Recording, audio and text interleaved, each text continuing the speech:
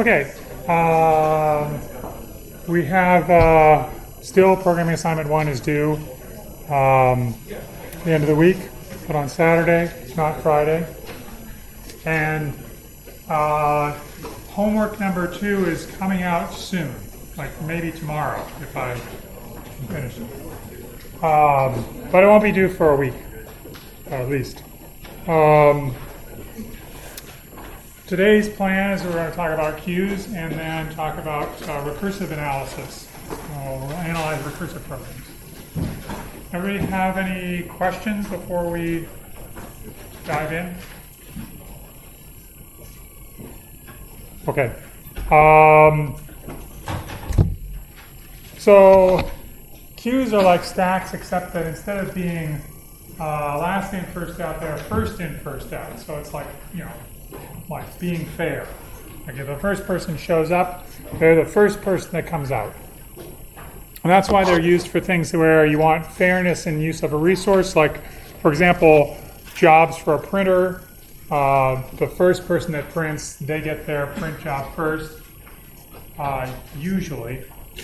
And then if you're in a network router in the middle of the internet and packets are coming in, the packets that come in first are the ones that are routed first. They're put into a queue on the outgoing link so that they can be sent the next time step.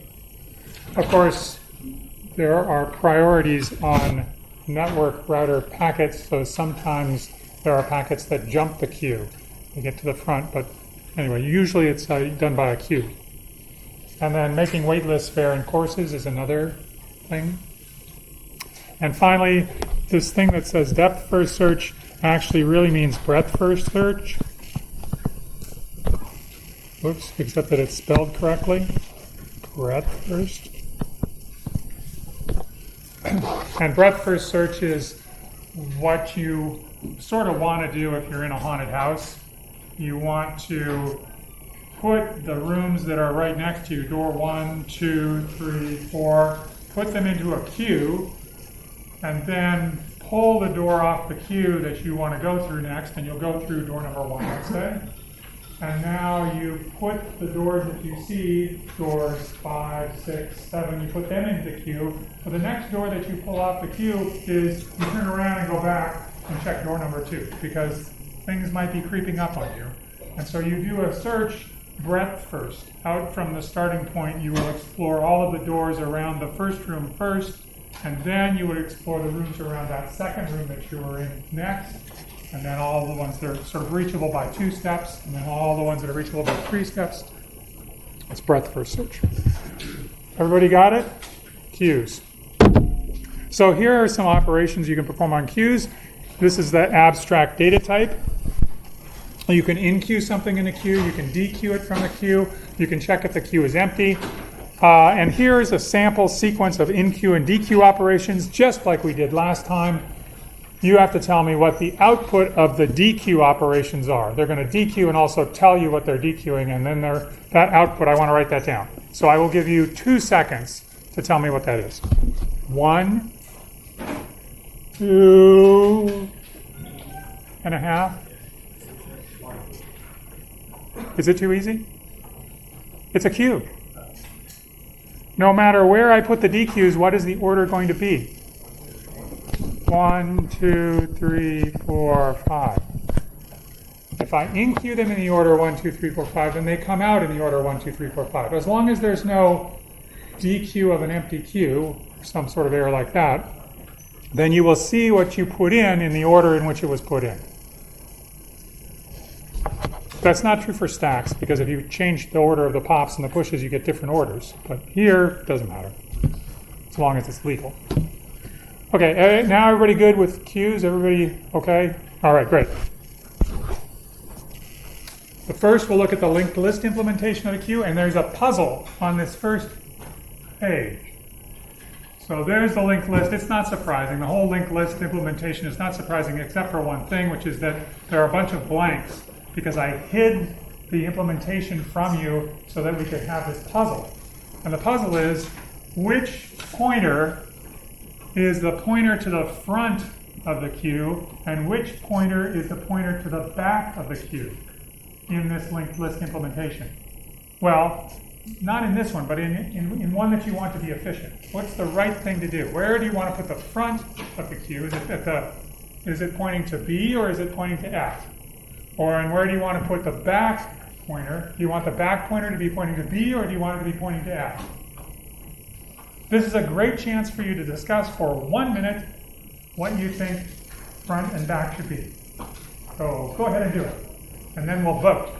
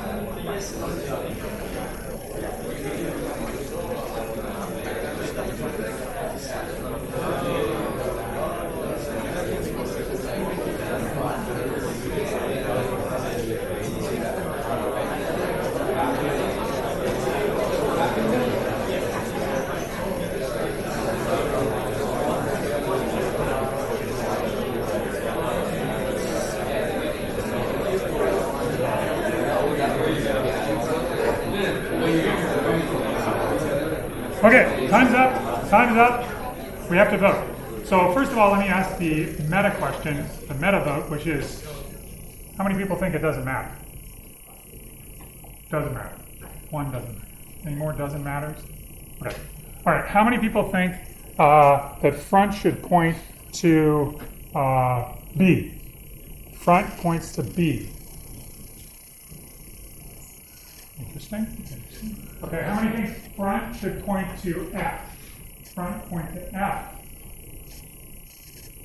Okay, good. Can I have a spokesman from one, or spokesperson from one of each of these groups explain to me? Like, let's say the front pointer to B people. Is somebody willing to say why they make that choice? Yeah. Because if you take out the front guy, let's say you need to know who's next. It's a lot easier to find what he is pointing to than what's pointing to. That's a pretty good. That's pretty okay. Now, what about the people that said front should point to F? Is there a spokesperson for front pointer to F? Yeah. I was thinking, so we have it pointed to B. That's the order, right? And you just move that and then just over to the next number, then that gets over the pointer. And also, if you add on to the two, we'll just add on to F and see what we can have all this. Are you arguing for front pointing to B or front pointing to F?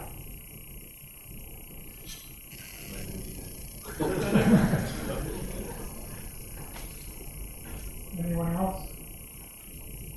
Was a front pointer to F? I mean, that's a pretty compelling argument. The argument is, if I want to dequeue something, if I want to take it out of the queue, then it's a lot easier to update if I take the front of the linked list, that is the head of the linked list off. It's a lot easier to update that front pointer because I just have to follow the next pointer.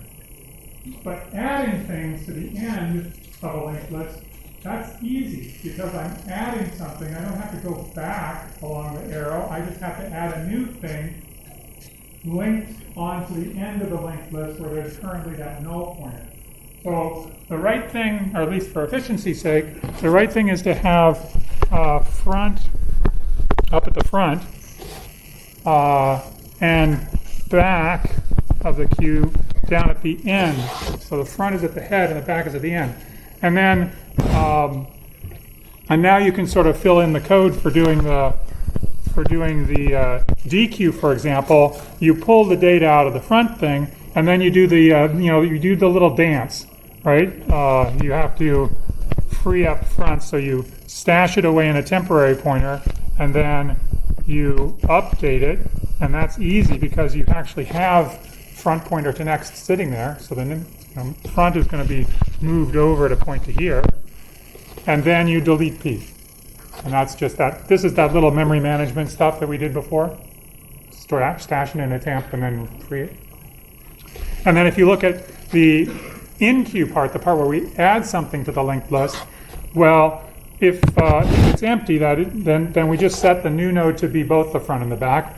But otherwise, we can just say, oh, back pointer to next is going to be the new node that we create. And then in the same line, it's like magic, we'll assign that to back. Okay? So remember how C works. It does this from right to left. It does the assignment to back pointer to next, and then it assigns it to back. And that updates the back. And the reason I did that was not to confuse you, but because I ran out of lines on my screen. So normally that would be 2 lines of code. Sorry. What's the running time for these 2 operations, in-queue and DQ?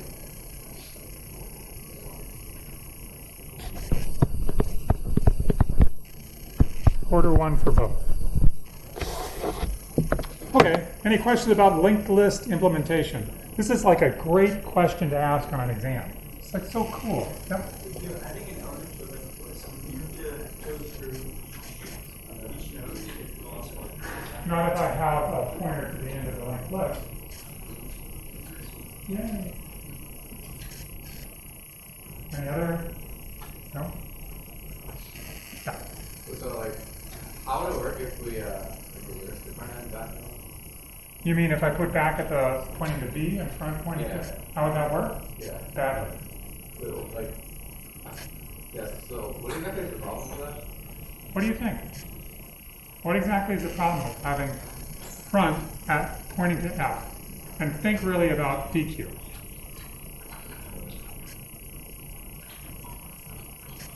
It's exactly like having your top pointer for the stack be at the end of the linked list. It's exactly the same argument. You can't go backwards because the arrows only go one way. The next pointers only go one way. Like, could you implement it that way? Or Of course you could. Yeah, it's just an efficiency issue. You can run down from the beginning of the linked list on every single DQ. Sure. Yep. It's perfectly correct, but it's going to be slow. if these were doubly linked lists, then it wouldn't matter, right? If they were doubly linked lists, you could put it on either end. That's why doubly linked lists are so cool. And that's why there's doubly linked lists on your homework assignment, on your programming assignment. And they're circular as well. And there's many of them. It's cool. Circular linked lists are great. And doubly circular linked lists are doubly great. Any other questions about this? Okay, now we're moving on to the array implementation. It's a circular array implementation. What in the world is a circular array? A circular array just means that when you index into this array, you take it mod the array size. So you will see here this all of these operations, for example, InQ or DQ. Where is DQ? Oh, let's look at DQ. DQ, what it does is it looks up the front of the queue, which is now this value A, and then it increments front, but it does modulo the size. So that means that when it goes around the far end of the array, it wraps around. Maybe it'll be easier to see with InQ. InQ does the same thing. When you want to InQ something into the queue, then back is actually the index of the next empty spot. So you stuff that new thing in there. So let's say F goes in there. And you increment back, so back becomes 13. And then the next time you would put a G there, and then an H, and an I, and J, and K. And then when you put in that K, you increment back. Back becomes size. But what is size? So this new back plus 1 is size. But size mod size is 0. You wrap around. And the next time you went and InQ'd something like L would go in here. So it wraps around. So now you're thinking, well, then how do I tell when the thing's empty or not? Well, this is telling you that Maybe it's not. It's telling you when it's full. It's saying when it's full is when front is the same as back plus 1 mod size. So that's saying when I get up here, I can't do alphabets. So let's say there's Q, R, Z, alpha, whatever. Here we are. Now at this point, front, so back is 6. At this point, back is equal to 6, because back is the thing that's pointing, it's not pointing, it's the index of the next empty spot to put something in. And this says front, which is 7, is equal to back plus 1, which is 7, mod size, which is 7. So 7 is equal to 7. So this would say, this code would say this array is full. Even though I am not using one space in the array. What a waste.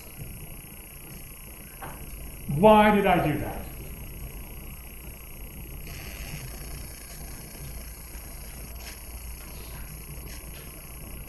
Why wouldn't I just wait until they're the same? Because what is an empty queue? There has to be some difference between empty and full. If you want the empty queue to be there's nothing in the array, what is that going to be? Where's front and back in an empty queue? Let me just point this out. This is a waste. Wasted space. Is full is true. The reason that I'm doing that is because it has to be different. I can't make it be that front and back are the same because that's my condition for an empty. So is empty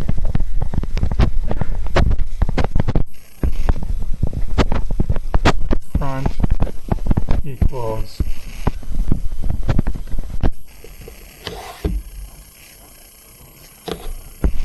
there's a return here. There's a Boolean thing here. And I have to keep those two separate. Otherwise, if I fill it up too much, all of a sudden it turns empty on me.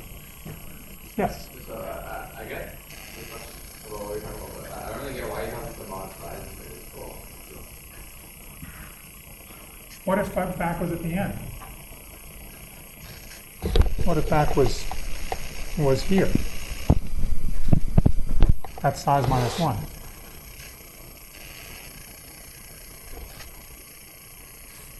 And front is here.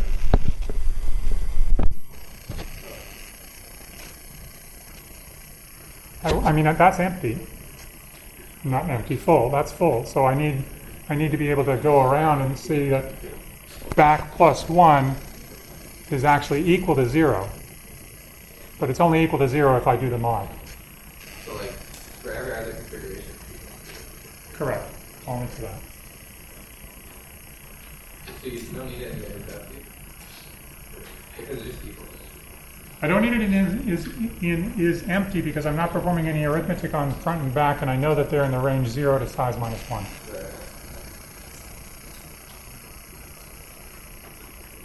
Okay. Good. That's the array implementation. What's the running time for the array implementation? Let's do it in pieces. First of all, there's DQ. DQ takes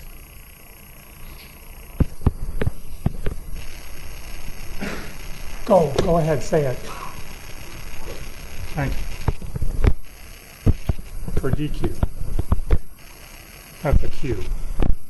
And how much for InQ? Well, InQ has that same problem that we had with the array implementation of a stack. We occasionally have to call resize. So for InQ, it's order 1 unless resize. This is for in queue. Okay? But you know everything about resize, right? So there's another quiz. Are you ready? The array is full. This is a full queue. Back plus 1 is equal to front. Yeah.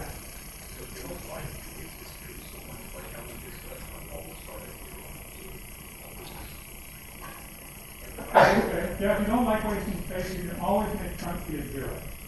And what's the cost that you pay?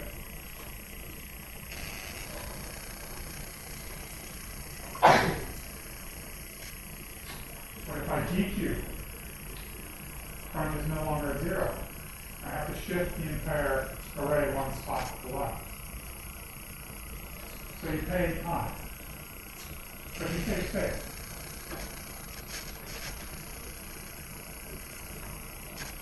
I have a feeling I'm going fast. Am I going fast? Is this okay? Everybody's happy? Yes. Sorry, where do we start again? What's our initial? Initial front and back would be both 0. So when you call the initializer, it would create an empty queue, front equals back equals 0. Then you start putting stuff in and back would start moving. And then you start pulling stuff off and front would start moving. You have 2 fingers.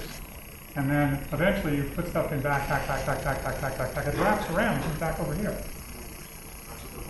That's what the mod is for. So that I don't have to move stuff. I want it to circle around so that I don't have to shift when I perform my DQ operation. Now, of course, I know, you would all implement this using a vector. And vector has take off the front and take off the back, and it's very, very happy to do that. At least I think it is. But it takes time. Unless the vector is implemented as a linked list. Okay, so here we are in a situation where we've got a full queue, and we want to resize to a larger queue, which we are doing by doubling the size. And where are the contents of the old queue going to go? Simple question. Where is A going to go?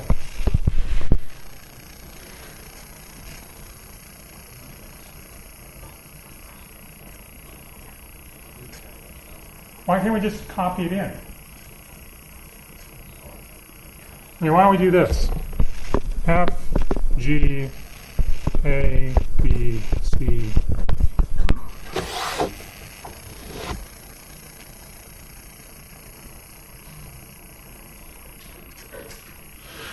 Would this work? No. There's like 2 holes in it. There's this hole, and there's this hole, and this is not a queue for us. Queue is a contiguous sequence of spots that are full of stuff, data. So instead of doing this is bad. Instead, we would do what? Yeah. Yes, we would add new array slots starting from that piece bit. No, we're copying. Where do we copy these things? I mean, we've created a new array. I've got the array. And I initially filled it up this way, but then nothing worked. So I've got to fill it up a different way. So what's the other way to fill it up? Yeah. Oh, yeah, you could start at 3 and just fill up. Sure. This would work. Yeah, you could do that. I didn't think of that. What did I think of? Just start at 0. That's what I thought of. But that's too easy. This is much better. It's like sort of sneaky. Because you got a circular array. Who cares where you start? You could start where it was. It's good. Anyway, there's another option, which is you could start here.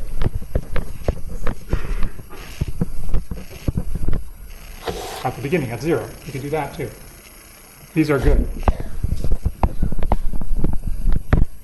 Because they have the property that the empty part of the queue, the empty part of the array, is all one chunk.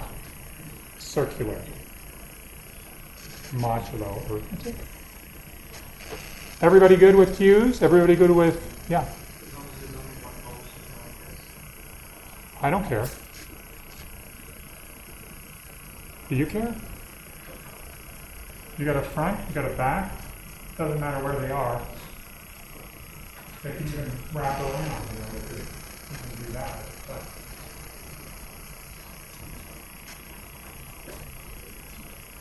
But okay? All right. We're done with stacks and queues. Wow. This is a course on data structures. What week is this? Okay. So we're now going back to sorting. Actually, what we're going to do is use, this is a puzzle. So I have I have an array, and it has two halves. Half A and half B.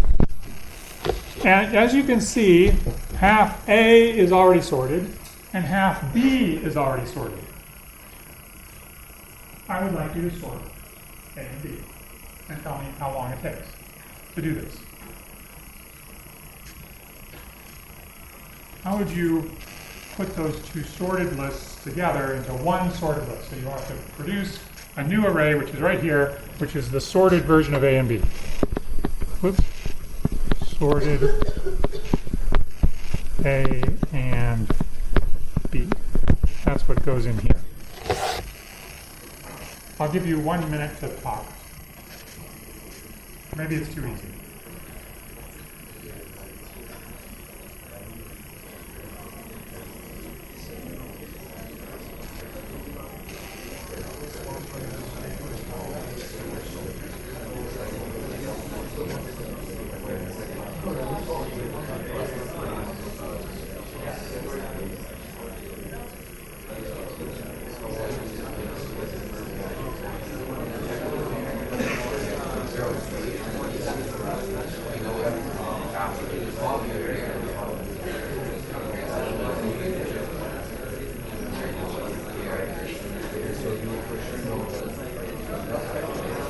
Do you have a question?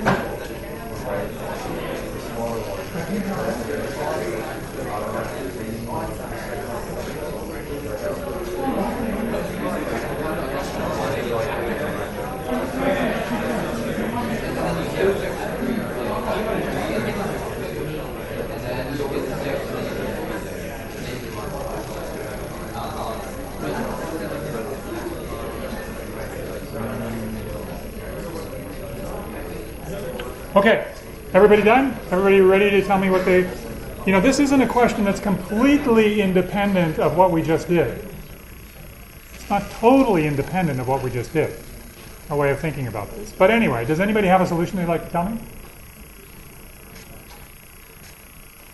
One person, two people, yes. Could you first divide the list into two?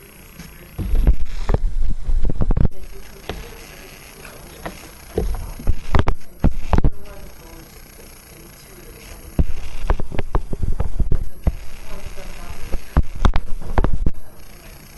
that's one of the remaining one smaller one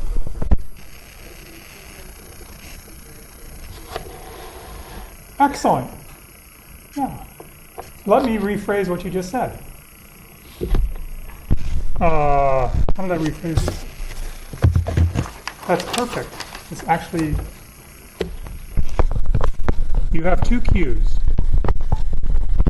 A and B. DQ, the minimum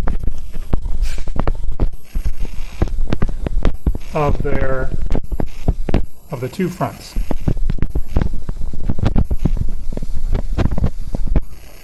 And put it in the output. Or if you'd like, you could enqueue it in the output.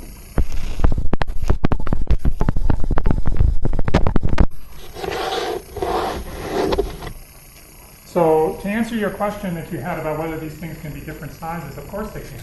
I could have two queues, two sorted queues that are different sizes, and I could merge their contents together into one sorted list just by following the same procedure. Take the first thing off the one, first thing off the other. I know that one of those two things is the smallest of all of them. Put the smallest into the output and repeat. Always pull the heads off and take the smallest one and put it in the output. Okay, great. How much time does this take? You don't know parameters. Let's say that the total size is n.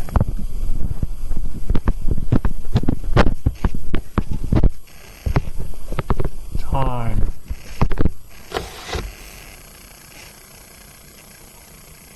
We just did Q's. You know the answer to this question. Order of n. Oops. Every time we perform a comparison that's constant to perform a comparison, and every time we perform a comparison, we output an element into the output. Every time we compare, we output something. Every time we compare, we output something. So all of the cost, all the time, is in those comparisons. I mean, we have to increment indices and all this other stuff, but we only have to do that when we perform the comparison. We'll charge all of that to comparison, and the comparison produces an output element that we never look at again. So how many things do we output? N. Total running time, order n. Yeah. No, I have two arrays. I'm just copying it into the other array.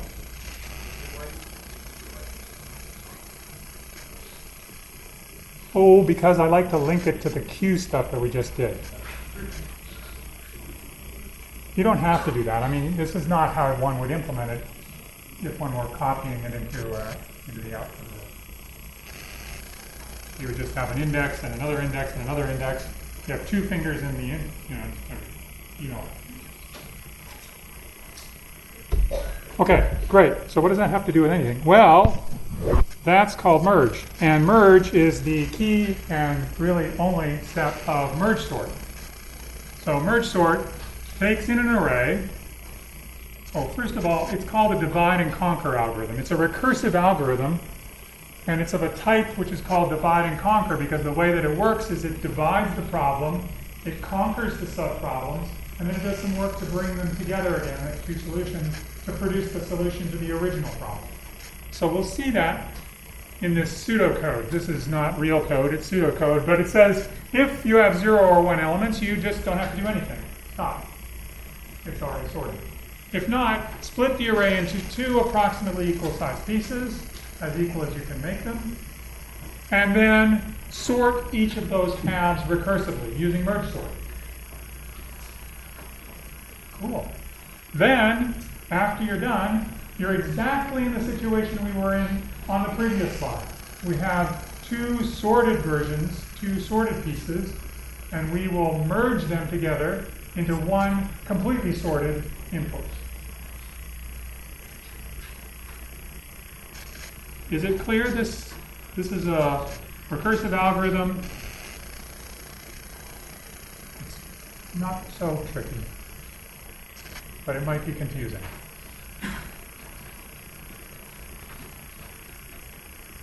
Okay, is it okay?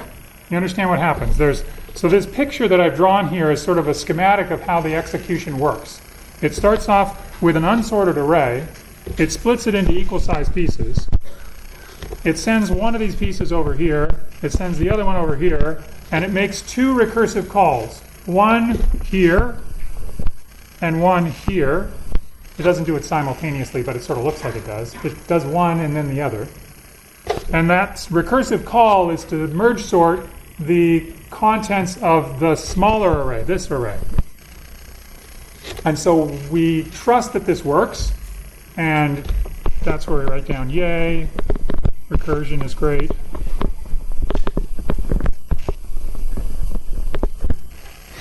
The recursion works, and it returns to us an array that's already sorted, -4, 3, 5, 7. And then we do it again for this side. Merge sort again succeeds in sorting that smaller array magically. And then this is the part that we just did on the previous slide, that's the merge. Brings them together. And it merges exactly as you said. Yeah. Normal sort? What do you mean by normal sort? This is normal sort. You mean what is normal sort? Why is it better than any other weird sort?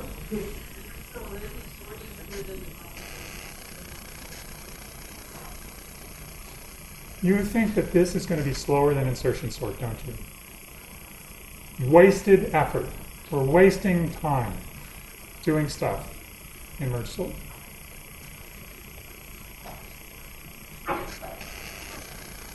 have to tell you a secret. It's faster. Merge sort is the fastest sort known, asymptotically. It's not the fastest in practice because of some technical details that we will talk about them, but it's fast. It's not an order n squared sort. It's faster. Yeah. Oh, but this be a full and log it since you're breaking it down first, so that's why each time you're splitting it by half, which is log n, and then you have to merge it back together for this. It is n log n, but the reason why it's n log n is not quite that simple. But that's exactly what we're going to talk about. It's going to be not so bad. It's really very straightforward analysis. Yep. But based on these things, like as long as the list has more than one element, you keep splitting it in half, and then once we reach the case in which we only have like arrays of size 1, then we say it's sorted and we solve. But like how is it like actually like moving the pieces around so that Okay, time out. You are unraveling a recursion. You are not trusting a recursion. You are unraveling it. You have to learn to trust. I mean, it really is something that you have to learn, because if you keep doing this with more and more complicated, suppose I give you towers of Hanoi. You are supposed to solve towers of Hanoi. Do you know towers of Hanoi? Like, no? No. Stacks of disks. Like, think of pancakes stacked up so that the big one's on the bottom and then smaller, all the way up. You got a tower of these things. There's this legend that says there's 10 of these disks. They're stacked up on one pillar. There are 3 pillars, and there are these priests whose job it is to move the stack from pillar 1 to pillar 3. But they cannot violate the rule that the size of the disk that's on top of another disk has to be small. It's never the case that you can put a big disk onto a small disk. So now, if you wanted to solve that, the easiest way to solve it is using recursion, which is what those priests are doing. Fortunately, there's 10 of them. Fortunately, it takes exponential time. So, oh, by the way, at the end, when they finish this, the world ends. That's why it's so good, because they're going to be there forever. Anyway, that recursion you do not want to unravel. You want to trust it. Same thing here. It's a learning experience to trust the recursion. That's why I didn't do it all the way down to the nitty-gritty. Okay, let's talk about the running time.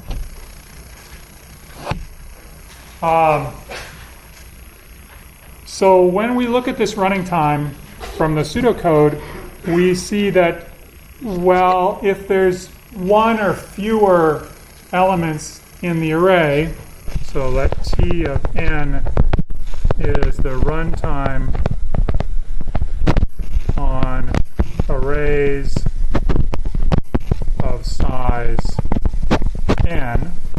When n is 1, the merge sort code recognizes that as a base case and it returns immediately. So it takes constant amount of time. So I'm writing down b as a constant here, and the reason that I'm writing b is so that you can see where the b shows up in the analysis that we do. We're eventually going to get to a point where we can write down what T of n is, and I want you to see where b is. Otherwise, merge sort does its job of splitting the array into 2 pieces, which doesn't take very much time. And then it recursively calls itself on 2 subproblems of size. Let's just say it's n over 2. Exactly. It'll make our lives slightly easier. So that means that when n is bigger than 1, T of n is 2 times T of n over 2 for the recursive calls, plus some overhead, which is involved in merging the results back together again. So after the recursive calls, we merge things together. That takes some constant times n time. That constant is the constant c, and the reason that it's a different constant is so that you can see where it shows up in the analysis. Okay, so now we have a recurrence relation for the running time. This is like at the low spot in the lecture, right? This is like when everybody's tired and they just want to leave. This is unfortunate. because this is the thing to get out of the first recursive analysis. The thing to get is a recurrence for the running time. And this is it. So if you don't get this recurrence, like where did it come from? Then we have a problem. So if you don't, just raise your hand. It's okay if you don't get it, just raise your hand and I'll say it in a different way. Okay, good. So let's go back to this picture. The running time of this process, I am not going to tell you. I am going to say that it is T of n. And now you have to tell me what T of n is. T of n involves splitting the array into two pieces, and then it involves calling merge sort on pieces that are of size n over 2, but I'm not telling you how much that time. All you know is that it's T of the size of the array, which is T of n over 2. And this one is T of n over 2. Both of them take time T of n over 2. And then there's a merge step, and that one you know how to do. That one you know because you know that the merge is operating on something that's producing an array of size n, and so you know that this merge operation takes some constant times n time. This is what you know. But I have not told you what T of n is. It's sort of like a placeholder for the running time for a particular size. In fact, it's a function. And we're trying to figure out what that function is. Yeah? But we don't include like how much time it takes to like switch it, right? Sure, that's in the C times n. Like that's generally pretty quick. Yeah, it's just... I'm also analyzing pseudocode. So we're not like counting lines even. This is where we're getting even more abstract than we were before in our analysis of algorithms, which is a good thing. Because when you're planning what to code, when you're proposing a solution to a problem, you are not thinking about lines of C++ code, you're thinking about an algorithm like this. And you're probably thinking about it in this fashion, about that level of detail. And you want to be able to analyze that in your head before you start coding it up to see if it's a good idea or not. Okay, so now you see the pieces all on this, all laid out for you. The answer is sitting here as a combination of those pieces. T of n is equal to 2 times the time that it takes to do the merges, the merge sorts, the recursive ones, plus this constant times n, which is the time in order to merge things back together again. And that's the recurrence that we're getting on the next page. Is it okay? Okay, so now how do we solve such a recurrence? This is the simple method. Simple, but just doesn't work really well. It's okay. But it requires you to see a pattern. So when I know that this recurrence is true, I can apply it again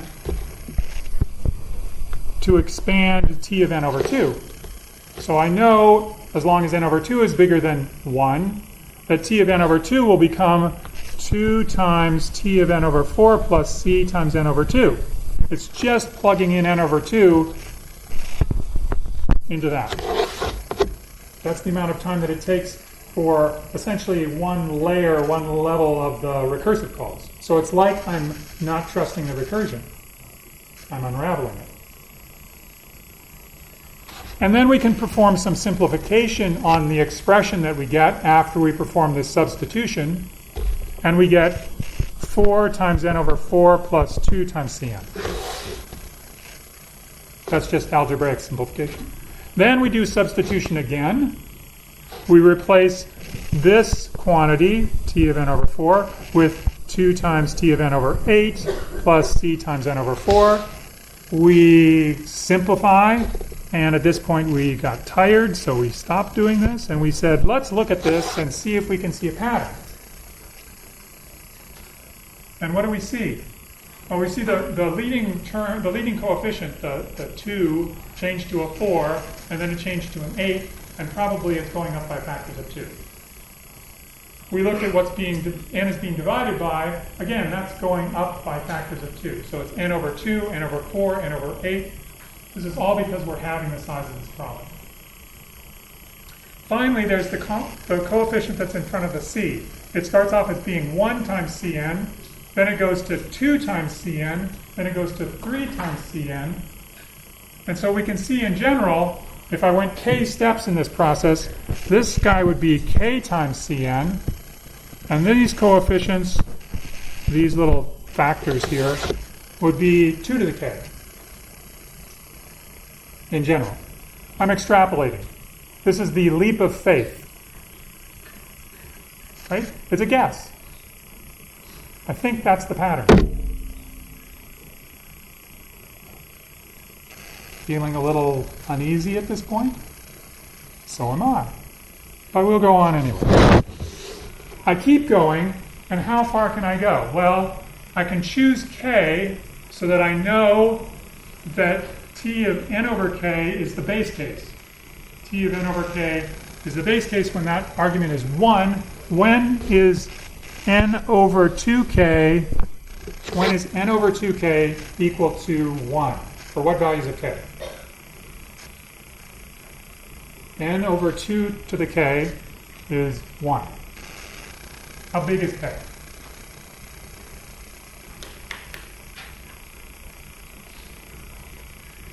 How many times do I have to double a number until I get to n?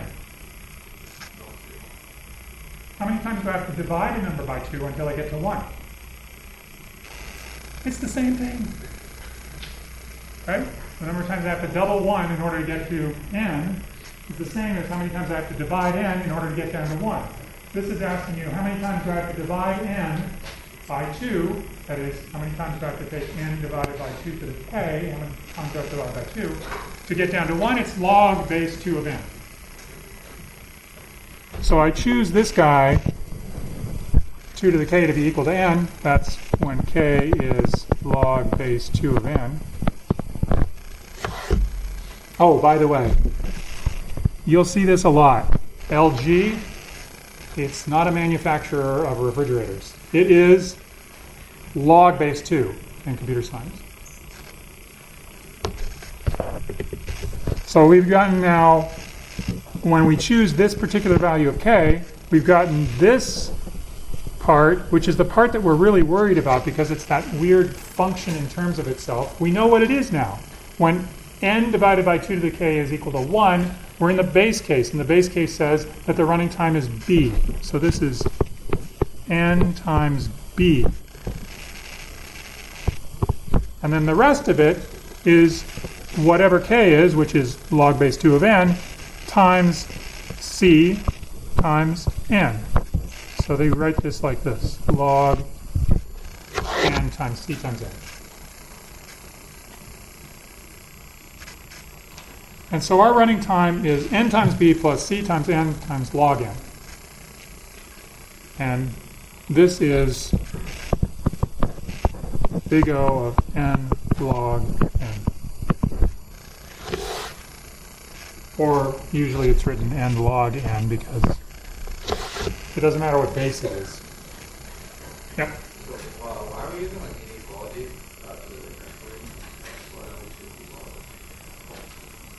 Why don't we just use equality for the relations? I don't know. You could if you'd like, but I don't know if it's actually more accurate to say that it's less than or equal to something like this than it is exactly equal to something like this. Because I mean, you might imagine that there are shortcuts to merging two things. Like if everybody in this one is bigger than everybody in this one, then it's pretty quick to merge. It's actually n over 2, not n. So I'm worried about that. So that's why I use less than or equal to. Okay, we have to get to the next slide because this is a bet with Singa. Recursion tree analysis. This is another way to analyze this recurrence, but it's tree-based. And we will talk about it next time, but just to give you a preview, it looks like this.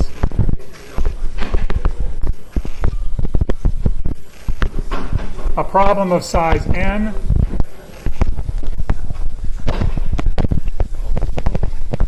gets split into two problems of size n over 2, And what we'll do is we'll count the amount of work that's done per level. But we'll do that next time.